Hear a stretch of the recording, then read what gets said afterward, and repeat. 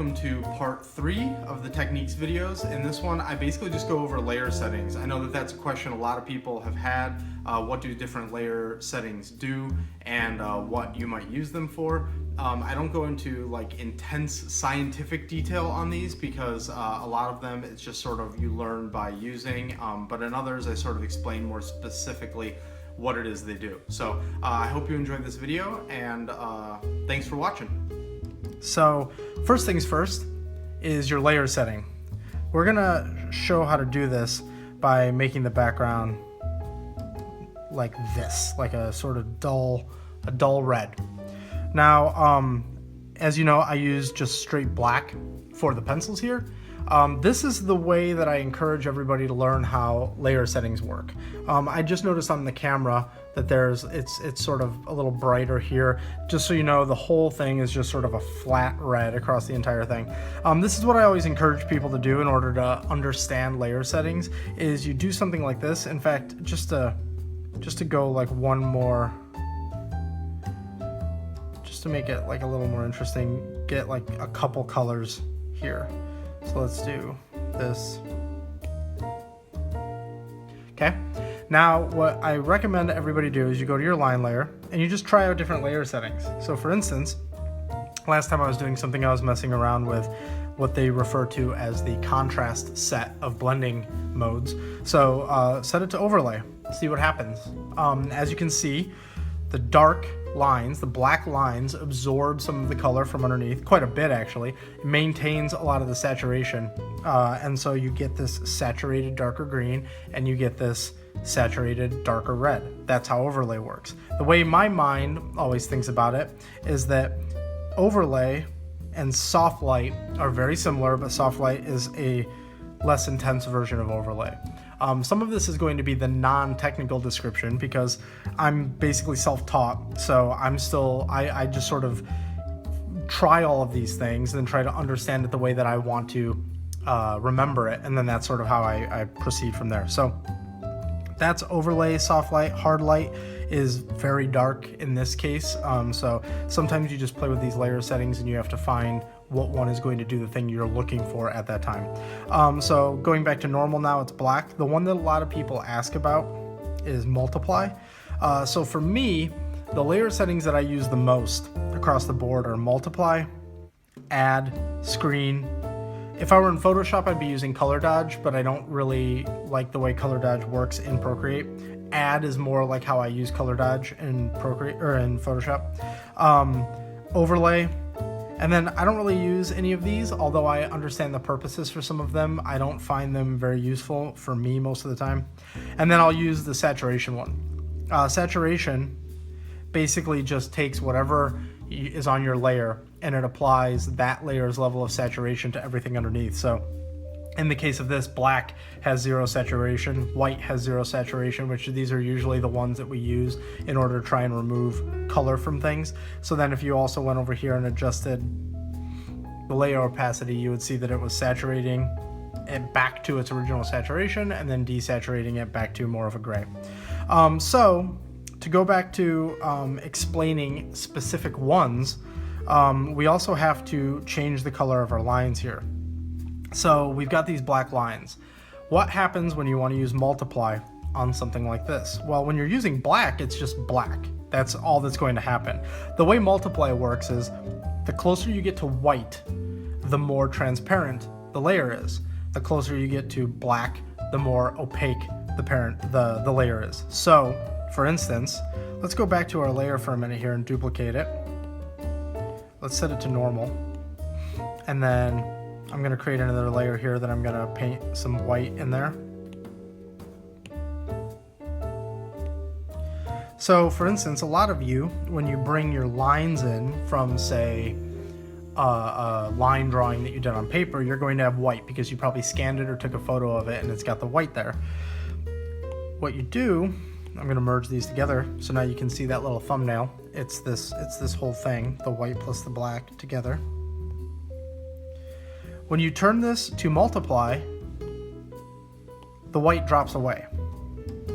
It didn't drop 100% away because this actually isn't a pure white. I would have to use something more like that. So if I go in here and I adjust the levels of it. Actually, let's just go back so that we can do this right.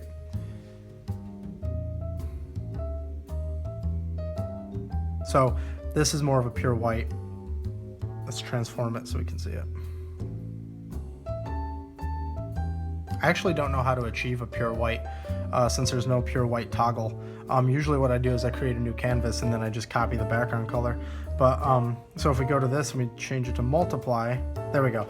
It's much closer to completely transparent.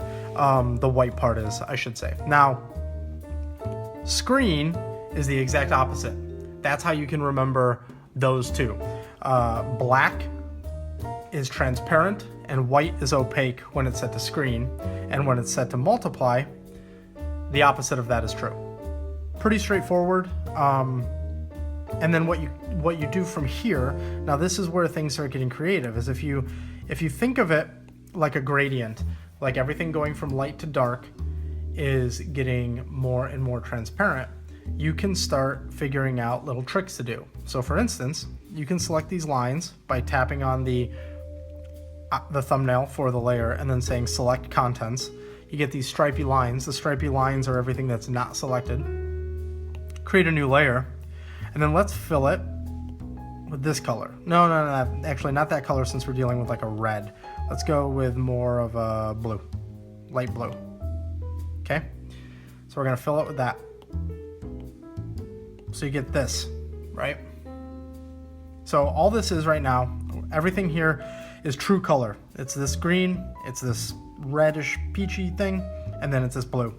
And then if you take this line layer that's just blue and you switch it to multiply, this is what you get out of it. So what we're doing here is we're taking a color, and as that color is getting closer and closer to black, it's becoming more and more opaque, and it's darkening that section of the illustration. So since we used a light blue, this actually isn't that dark at all. Now the cool thing here is, let's say you make it that blue, you can go to this little wand over here and you can go to your hue, saturation, brightness setting, which the same exact thing exists in Photoshop.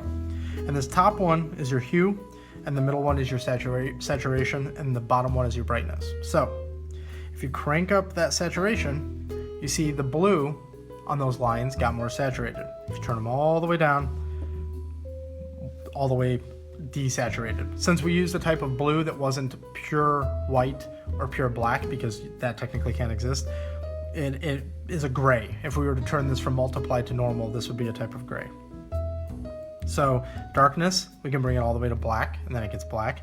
We can go all the way to white, and it disappears because white is transparent. By the way, that would have been a way for me to get my pure white. Lay something down and then just crank the brightness all the way up to maximum. But the cool part about this is where you're tweaking the color, and you can try out lots of different colors and see how it's going to play against your colors that are underneath. This is the basic principle by which I do my basic shadow layer. If you look at my select paint, select clear technique, which I will also do here, you see that using a light purple gets you a dark shadow when you set that layer to multiply. So let's back out of here for a second. So this is what we're dealing with right now from a multiply standpoint. We will do other color layers in a minute. One that I use often is also the overlay setting. I actually don't use it as much as I used to. I used to use it a lot.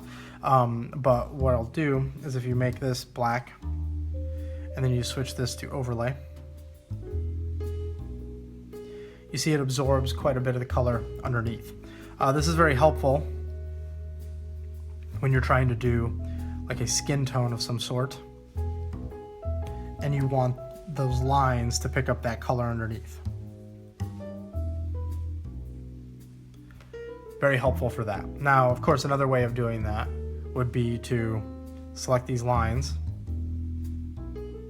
fill them with a darkish, warm color, and then you set this layer to multiply. That's another way to do it. You just get two different things and you have to play with them different ways. Personally, over time, I've grown to like the colorized multiply better. I just feel like it's better controlled. So when you then go in later on top of your skin layer and you want to give him, I don't know, some red face paint or something like that, it just pulls that color nicely, and it doesn't make it so that this line blows out, because if this whole thing were set to overlay, this line would start to blow out a little bit too much. In the past, I would deal with that by duplicating the lines and then erasing away in sections, but really at the end of the day, the viewer of the art sort of doesn't care. So in my opinion, it's easier to just do it this way. So to take another step forward into the next section, we will flat this, and I'll show you a quick way, or not a quick way, but just how I do it, and I'll try to do it as quickly as possible. And thanks for watching, everyone. If you'd like, please consider subscribing and hitting that like button. And if you're looking for me on the internet, these are the places where you can find me.